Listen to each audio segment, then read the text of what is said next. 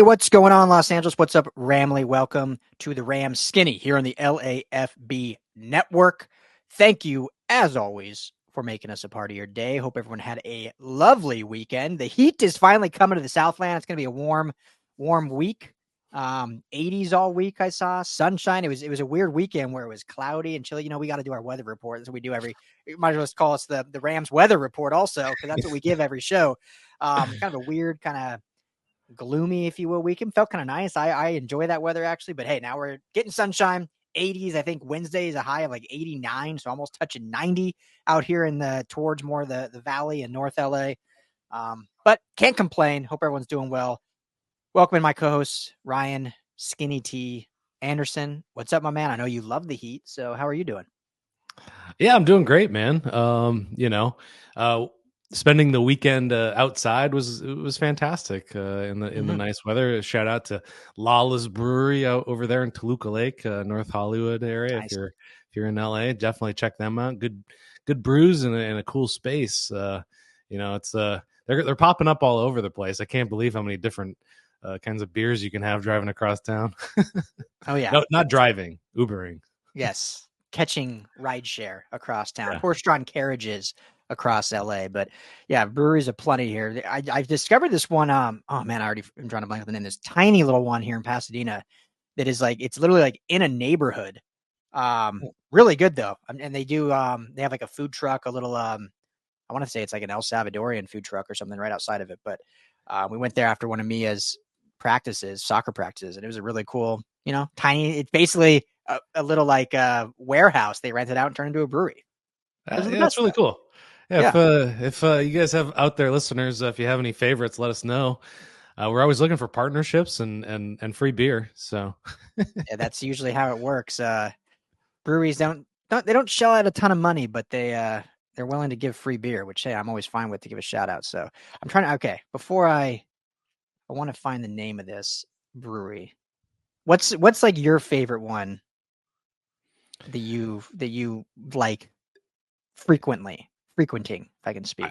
Well, I have a special place in my heart for Golden Road. Yeah. I mean that there was one in Glendale real close to my workplace when I was working out in Glendale, and that's a great one. They have several locations. Man, I don't know. It's not a brewery, but I end up at the Greyhound a lot. 2 locations, Glendale and Highland Park. Actually, you know what? My favorite one, it's kind of an off-site one. They have Highland Park Brewery, which is downtown LA, and then they have a kind of an outpost in Highland Park, which has a great patio area, and the bar itself is really cool. And rotating drafts, and yeah, it's good stuff. Yeah, Highland Park Brewery.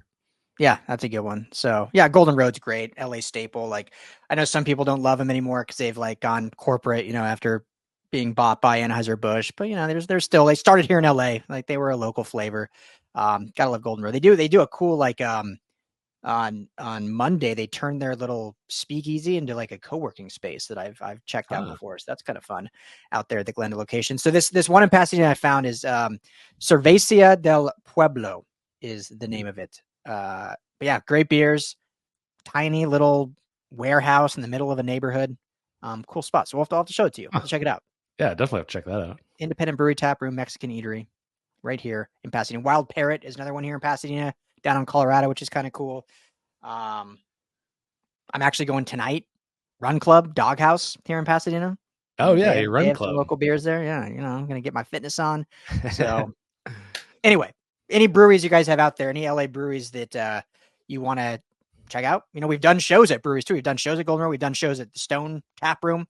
Here we did a live USC show there. So we love partnering with local breweries to do shows at, meet and greets, watch parties. So please, we'd love to set stuff up for the season. So whatever you guys love, I'm not even saying we're the main event, but we'd love to come just hang out with you and talk football and drink some beers. So comment down if you're on YouTube. Rams LAFB is the YouTube channel. You can hit us up on Twitter at RL Anderson LAFB, at Ryan Dyrud LAFB, or at LAFB Network is the main account. Drop us a line. Let us know. So today's show, here we are, June, 4th? Yep. The true offseason. OTAs are going on. So there'll be some stuff later today coming out from OTAs, but not a lot. There's not a lot going on. So we are dedicating this episode. We are calling it the Rams news dump truck. Basically just going to a smorgasbord of storylines from LAFB Network that we have covered or talked about on the website. And we'll bring it all to you here on a platter, on a beautiful silver-laden platter of Rams news dump truck. So, Skinny, anything else you want to get into before any other weather talk before we just actually get to the meat of the show? No, bring the heat, man. I'm ready for the sunshine. I need my LA summer. There we go. Well, okay.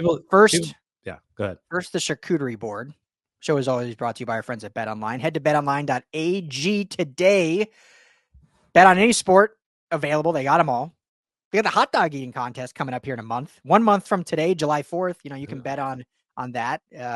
It's pretty easy to decide who the winner is going to be, but you can throw some money on that. But obviously, NHL, Stanley Cup playoffs, Edmonton and Florida. It'll be the most traveled Stanley Cup playoff ever, going from Sunrise, Miami area to Edmonton, Canada, back and forth. NBA finals are set. Dallas and Boston should be a good series as well. So you can bet on all that. You can bet on futures for NFL, Rams, betting odds to win the Super Bowl. All of it can be done at betonline.ag. Tell them the guys at the Rams Skinny and LAFB sent you. So first story to get into today, Ryan. Zach Bryan, great artist. Outlaw country. I'm big in outlaw country right now. It's just fun. It's a little more twangy, a little slower. It's great to work to. Like I'll throw it on in the background. I'm trying to get some articles cranked out. So Zach Bryan's one of the biggest. I don't even know what the kids say this day, but he's really popular. So he has had a performance at Crypto. Still feels weird calling it Crypto.com arena, but at Crypto. And during one of his songs, if we're sticking with the theme here, smorgasbord of LA football players joined him on stage. First off, I thought it was very cool. There was both Rams and Chargers, kind of like really embracing LA football. I mean, you had Justin Herbert, you had Cameron Dicker, and then on the Rams, then there's more. But then on the Rams, you have Cooper Kupp, Puka Nacua, all hanging out on stage right here at the hub of LA, Crypto.com, LA Live. I mean, what other city do you get that? I mean, how cool is that? And you put a story up on it, but how cool was that to see?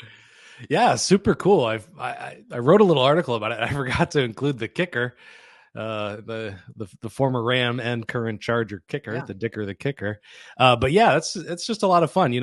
We've seen Puka Nacua kind of, partner with Cooper Kupp very closely on the field, learning from him, taking, Cooper Kupp taking him under his wing, but they're out and about everywhere. They're out at a Lakers game when Kobie Turner's singing the national anthem not long ago. Now they're at a alt country concert downtown.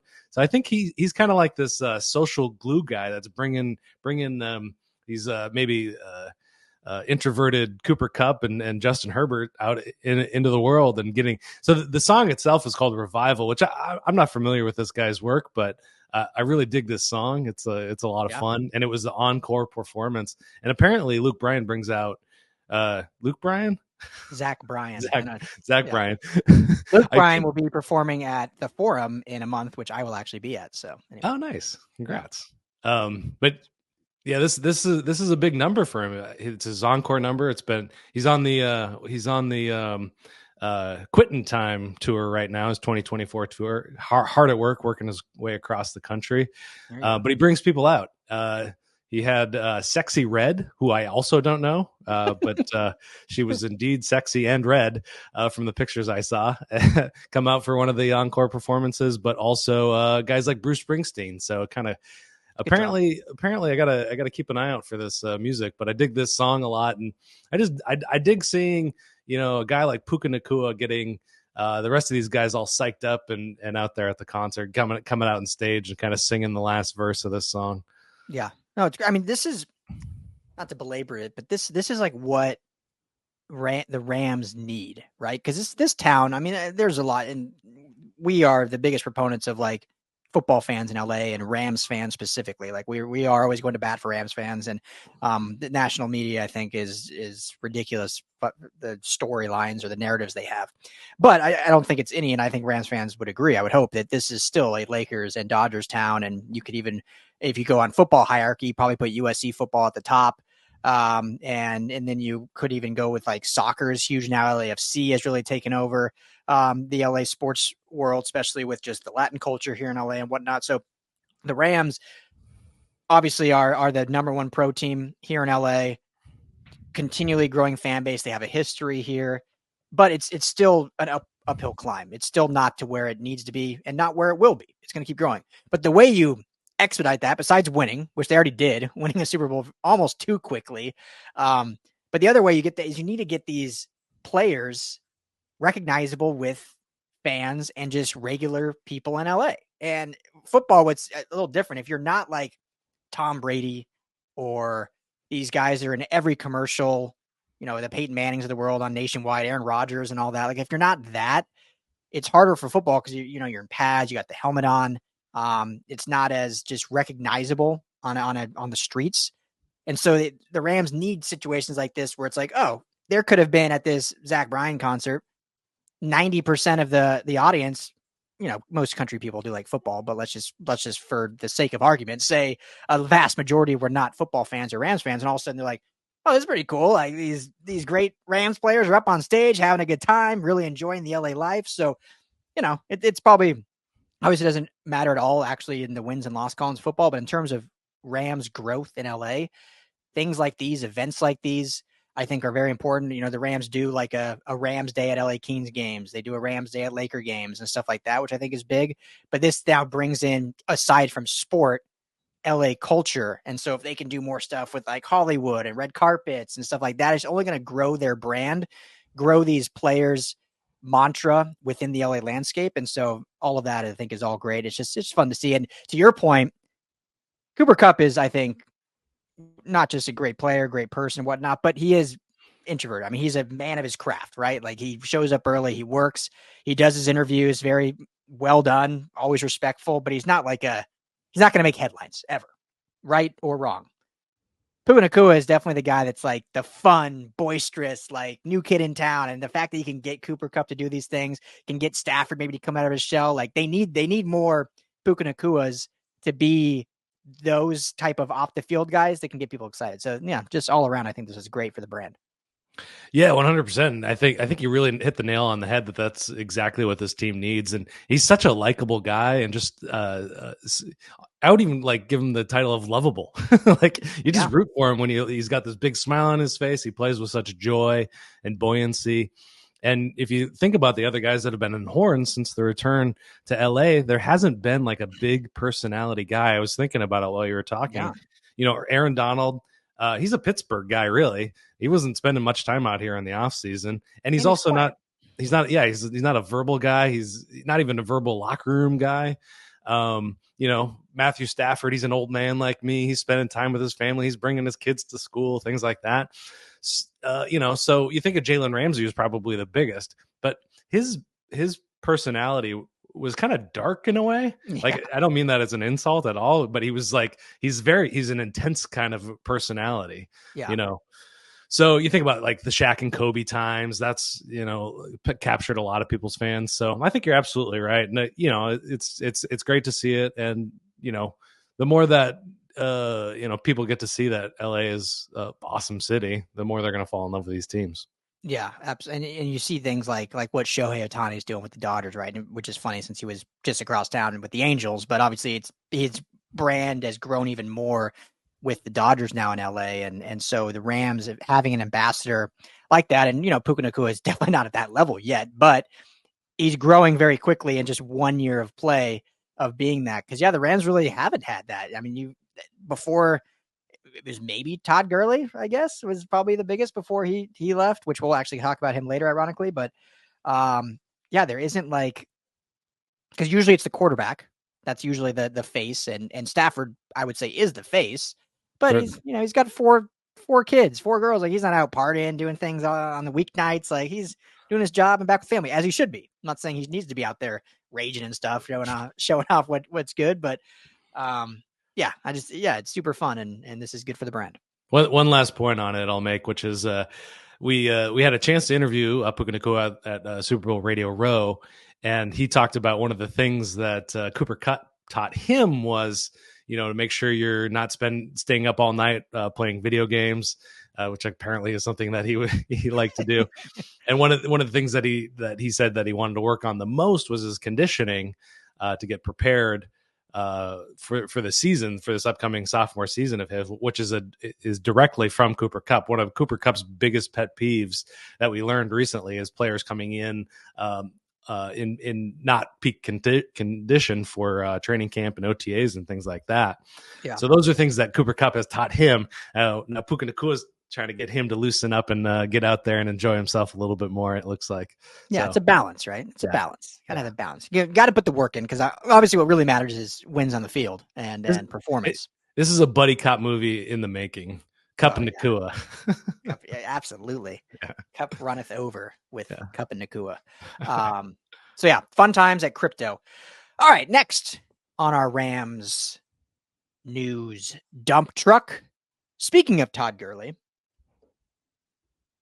it's nothing new here, but we kind of, there was a graphic circling around. We put an article out on. I was doing some research, kind of looking into it more.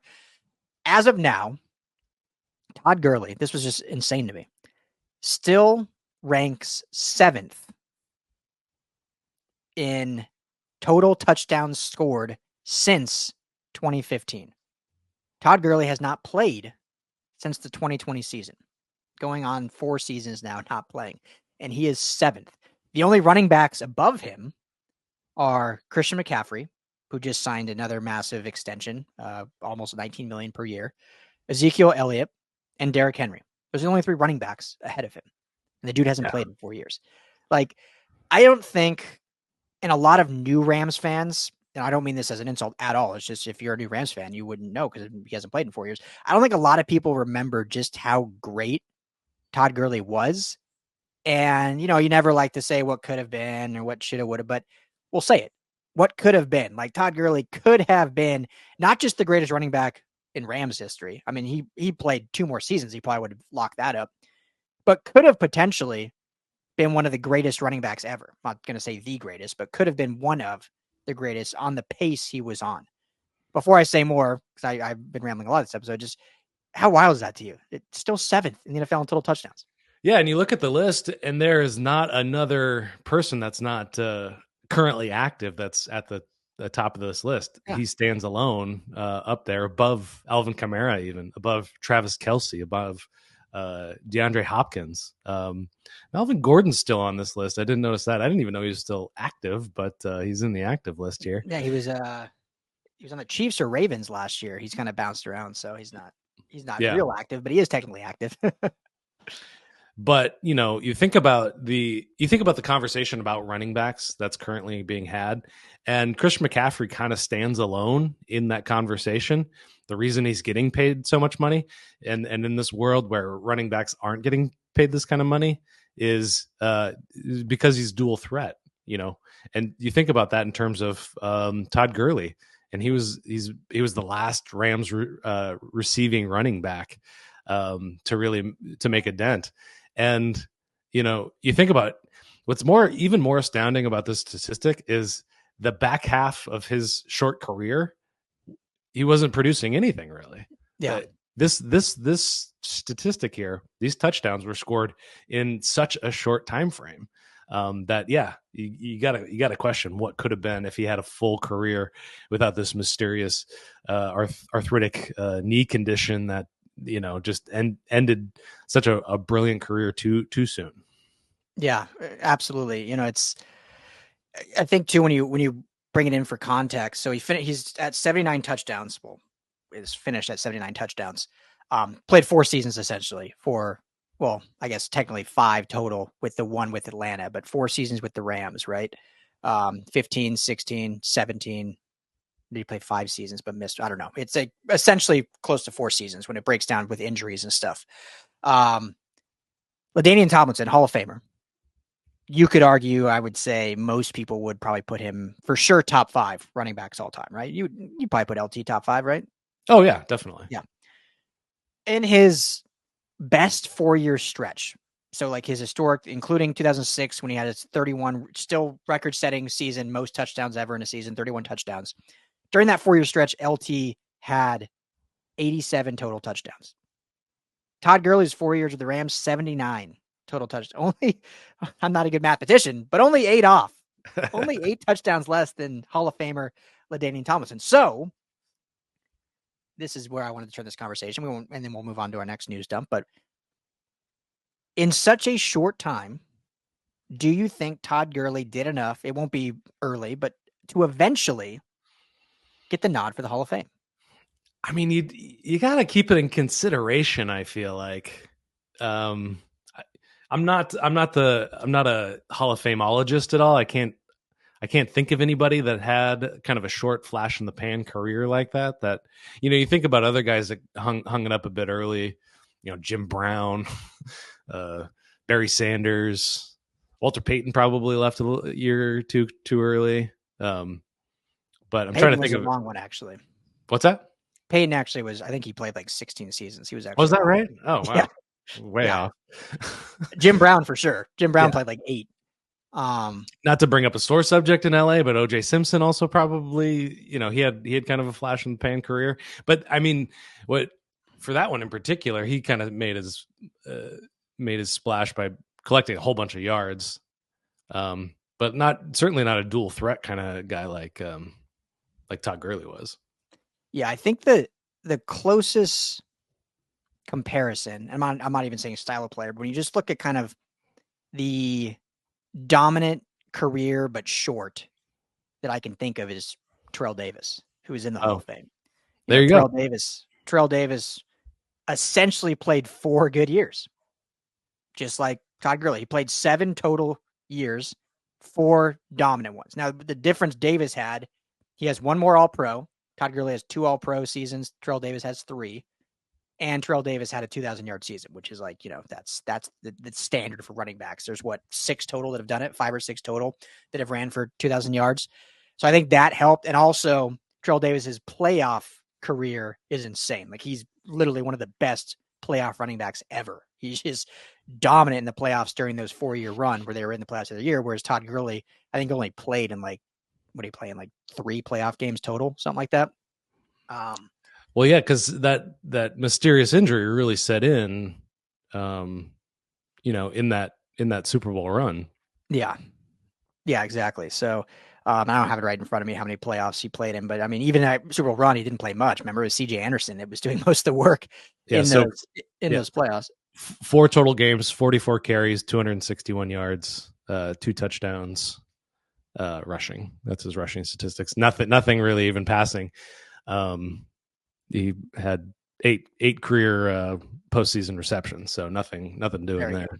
And Terrell Davis had 1,200 yards and 12 touchdowns in just the playoffs. So, and a Super Bowl MVP to boot. So that would be the one thing holding back. Because if you look at regular season wise, Terrell Davis finished with about 7,600 yards.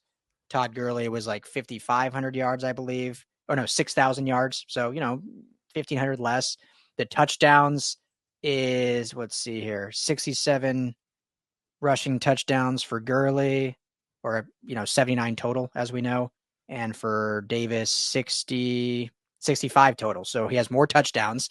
So when you look at regular season, I mean, there's an argument you can make there for those 4 years of dominance, similar to Terrell Davis. The big knock would be not a 2,000-yard season, 1 less All-Pro, and not the same playoff production. But it's an interesting conversation. It is an interesting conversation. Yeah, I think we've made a pretty good case.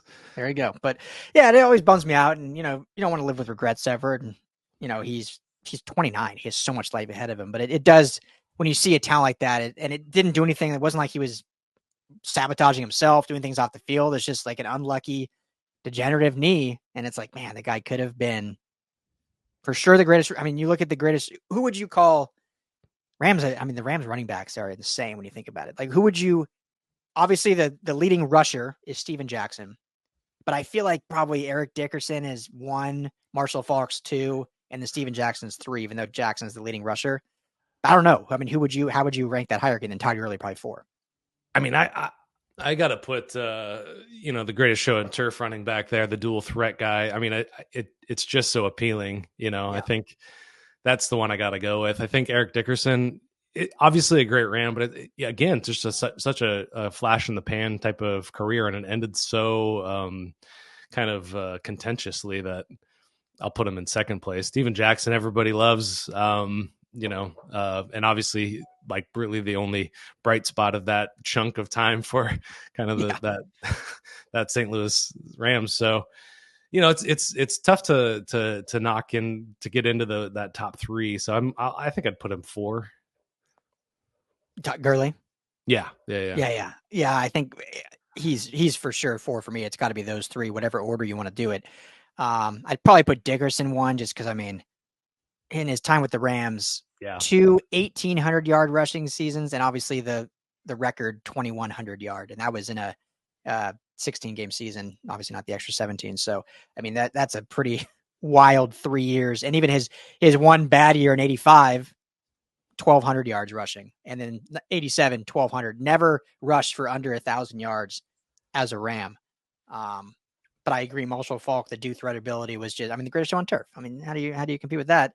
And then Steven Jackson was just the only thing going for them. Like, had he been on the greatest show on turf, who would have known? Maybe Steven Jackson would have been unbelievable, but he literally was the offense. So, all great Rams. And then Gurley, I think we can credit for bringing the Rams back to that, like, fun offensive prowess. Obviously, it was Sean McVay's offense when he hired, but his rookie year had a very good season under Fisher. And then his second year was the down year. And then the third year was when McVay got to town and he had his best year ever. So we'll credit Todd Gurley with bringing the Rams back in their move to LA. Love it. Yeah, absolutely. All right. Moving on this Rams news dump truck episode. And we can do this one fairly quick, but defending offensive rookie of the year, CJ Stroud, LA kid from Rancho Cucamonga, recently on a podcast praising Matthew Stafford.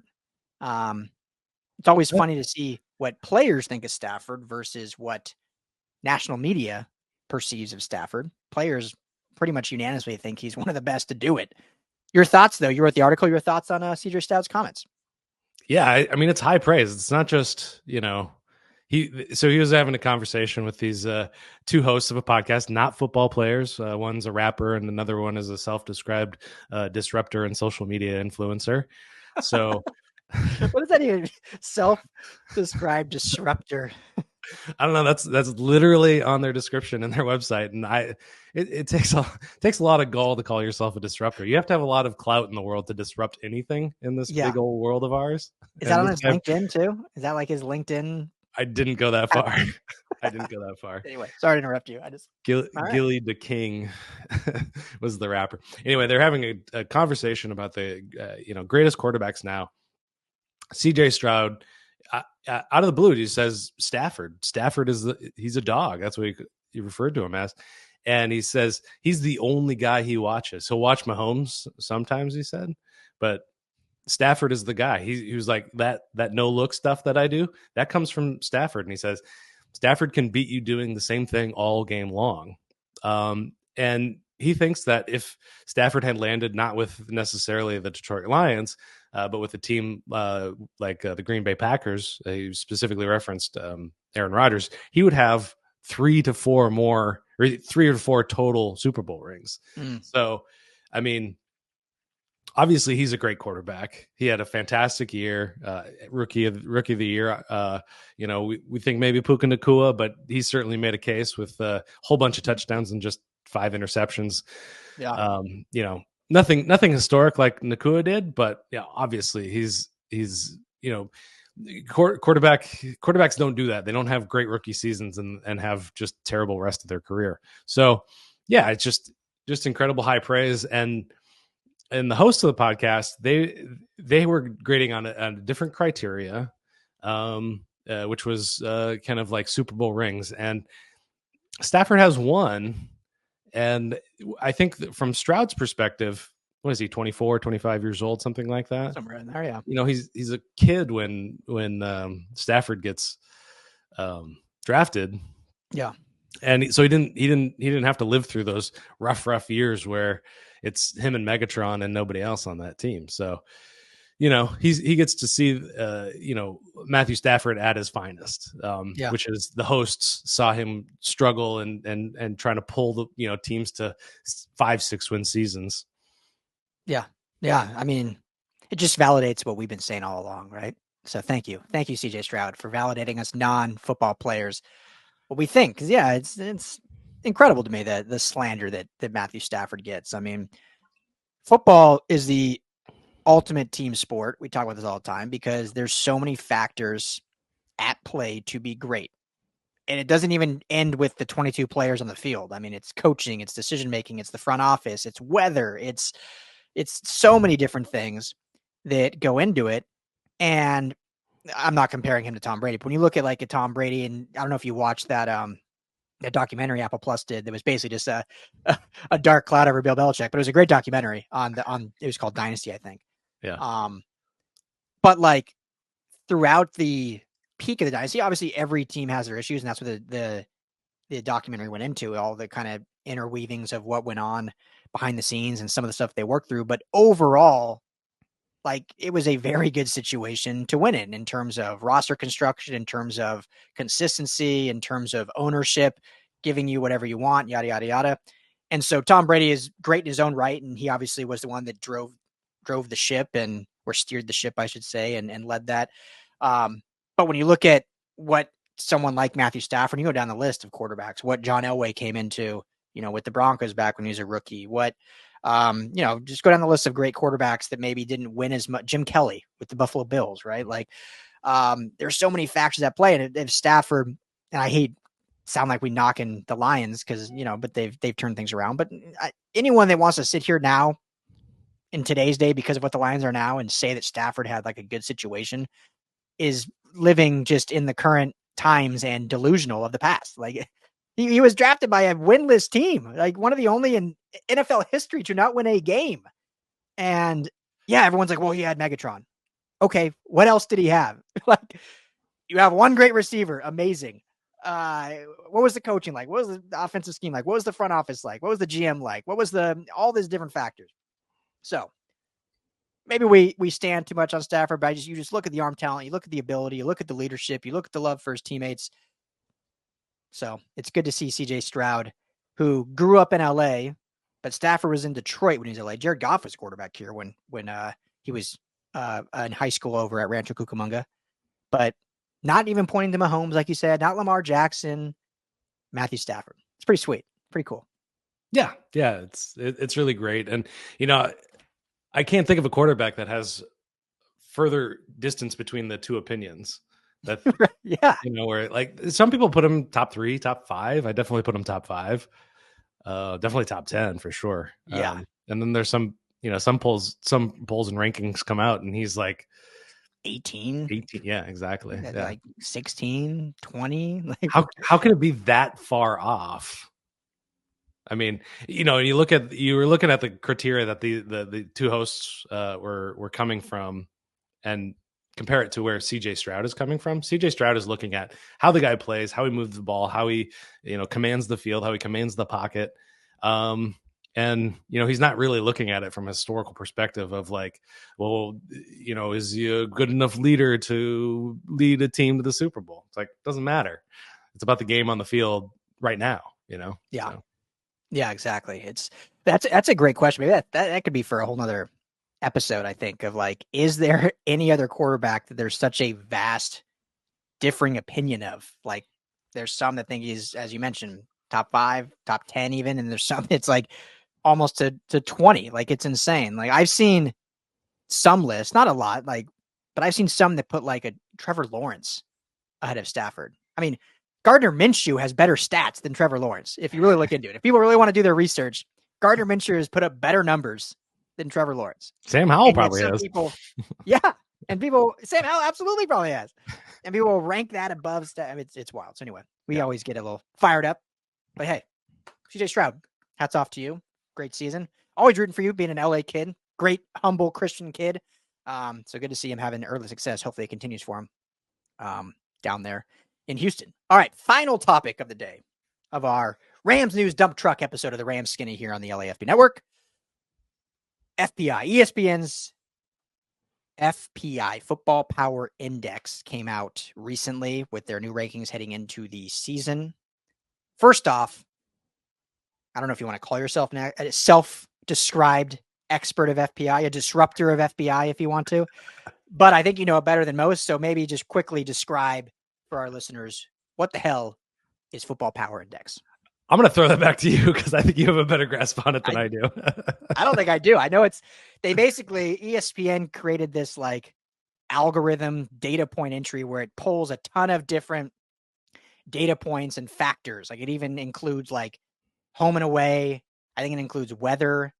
I was trying to read into it more because they did it for college too. And so they came up with their college rankings for USC and UCLA. But it's still like, it's basically just a giant data pool that pulls all the data together and then spits out a ranking. It's 10,000 simulations based on each and every game that's played and adjusted based on that. So this is the preseason FPI. Everybody tries to boil down different sports into as few numbers as possible. There's, formerly Football Outsiders had DVOA. That's now with another outfit. You got PFF that tries to boil it down into one number. And then this is just another one of those. And yeah, they like to say it's highly accurate. So yeah, I think it has been better than most just because it does pull so many, and there is the benefit of it updates after each week. So then it takes what happened in that game, that events, spits it all in together, spits it out within the new ranking going the next week. I think it is a good model. I think it's a good thing to like look at. It's obviously not the end all be all. You can't predict anything till it's played on the field. There is definitely flaws, as with any machine learning is. I think last year in college, ESPN's FPI still had Ohio State ranked first after they lost to Michigan, and Michigan was undefeated, ranked second. So there's a pretty obvious flaw in why, there needs to be some human sentiment and reasoning in some actual rankings, but especially right now in June, I think these are probably the best way. You're taking this, or you're taking Skinny T and Ryan Dyrid's just rankings, and we'll just, say whatever we want. So take it for what you want. But that being said, so they came out, quick breakdown. I know you wrote it, but I'll spit it out real quick. So it has the Rams ranked 13th in the NFL. FPI rating, whatever the hell that means, plus 0.9. Do you know what that means, really? FPI rating? That's just the number it breaks down. The higher over 0 it is, the better. If you're in the negative, you're not doing too good. Okay. So for context, the Rams plus 0.9. So it's positive. The first place team in the FPI rankings is the 49ers, and they're a plus 5.1. So it's a positive rating, indicates team projected to win more than they lose. The win-loss projection is 8.8 wins to 8.2 wins. So we'll call it 8 wins. And Super Bowl odds, they have them very low, 1.8%. Playoff odds, 47.2%. So pretty close to 50-50. Thoughts on all those data points? Yeah, and their win-loss projection is getting close to 9. It's 8.8. So, and I think that's pretty accurate. Can they win 10 games? Yeah, I think this team can definitely win 10 games. 11, yeah. I think we're getting a little bit over our skis, just looking at the schedule and the tough teams that they have to play. And so they're 13th. They're ranked 13th in the entire league, sixth in the NFC. So that's firmly in the playoff hunt, Yeah. So I think this is reasonable. I don't think it's egregious at 13. You look at some of the teams ahead of them, especially in the NFC, you got to start questioning Dallas Cowboys. Are we really thinking the Dallas Cowboys are going to be much better this year or even what they were last year? And the Philadelphia Eagles are also up there. I don't know what their season's going to look like. Green Bay Packers. Everybody's high on the Packers right now. I gotta see Jordan Love do it again. Yep. And so, you look further in, you look a little bit deeper into this team's ratings, what they're trending up on, what they're doing well on is on the offensive side of the ball, 1.2% in the index, not a percentage, it's a score. So 1.2 grade. And then their defense is actually in the negative, just under 1, so 0.3 there. And I think that's accurate. I think this offense, they might be underrating the offense. at this point. That's probably the only thing I don't think they've really taken into consideration is what it's going to look like with healthy Cooper Kupp, Puka Nacua, increased a better running game, better protection for Stafford along the offensive line. So yeah, you look at those things and I think this offense could be slightly better, but maybe they're overrating this defense. There are a lot of question marks on the defense.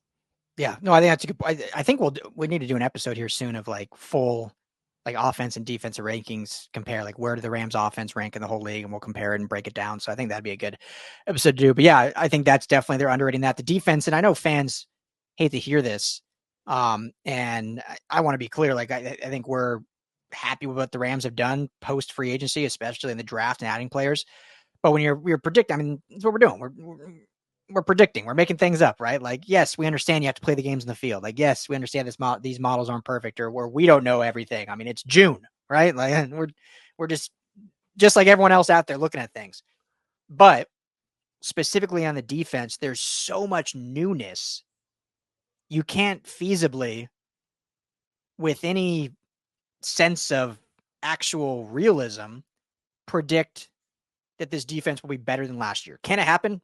1,000%. Do we hope it happens? 1,000%.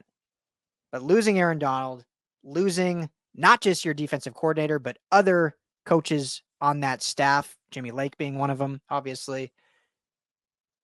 You didn't really address the front seven in free agency. You did that in the draft, but guess what? Those guys, we love the draft picks, specifically Jared Verse and Braden Fisk. Think they're going to be awesome, but they have yet to play it down in the NFL. You've added some nice pieces on the back end. We know Darius Williams, what he can do potentially, but it's 3 years since 31. He's been a Ram. Yeah, he's 31. Wrong side of 30. It's been years since he's been a Ram. Cameron Curl looks great, but first time as a Ram. Like, there's just so much unknown. You can't logically, if you take your fan hat off, you can't logically sit there and like, yep, they did everything right on defense. Look at their draft. Look at this. They're going to be top defense and not miss a beat. Can they? 100%. Let's hope they do. But in June right now, you can't predict that. So I think it's fair to have a prediction of a low-ranked defense. The offense, I think, should be much higher because we know what they were and they've added better pieces. So yeah, FPI. Feels so nerdy. You say dirty. It feels so dirty? Well, I said nerdy, but then no. Nerdy dirty. Yeah, definitely very nerdy. But in terms of like how it seeds the Rams, I think it's pretty accurate. I think they're going to be fighting for the 5, 6, 7 spot. But the Rams severely overachieved last year. I don't remember what their FPI was last year, but it's probably down where everybody was all the national media was kind of expecting that 5 to 6 win team. And they doubled up on that 5 number team. So you can never put anything past Sean McVay. And with a fantastic offense and a defense that's good enough, they proved they could make the playoffs last year. So hope springs eternal on the Rams skinny. That's right. And to be clear, if that over under win total stays at 8.5, I'm still hammering the over. I still think this is a 9-10 win team. So anyway, anything else? I think we made it through our Rams news dump truck episode. Anything else you want to add, Skinny T? No, I think we covered a lot of good ground. It was a lot of fun. Yeah. So well, great. Well, thank you all for hanging out with us. As always, appreciate you. We'll have a lot of good stuff coming up. As we mentioned, we'll do some offense and defensive rankings in the NFL. Plenty of content through the offseason. We'll keep it coming for you. Everything Rams related, or if you like any of the other LA football teams, USC, UCLA, or the Chargers, just head to LAFBnetwork.com. If you are listening to this on podcasts, Apple, Spotify, thank you. If not, search Rams Skinny. You can find us there. Or if you want to watch video form, head to YouTube. Rams LAFB is the YouTube channel, or everything can be found in totality, audio, video, written on LAFBnetwork.com. For the beautiful gentleman next to me, Skinny T, I am Ryan Dowd. Thank you all for hanging out. Talk to you in just a couple days. Everyone enjoy the week. Enjoy the weather. 80s. Let us know about the breweries we should check out. Talk to you on Thursday. Peace.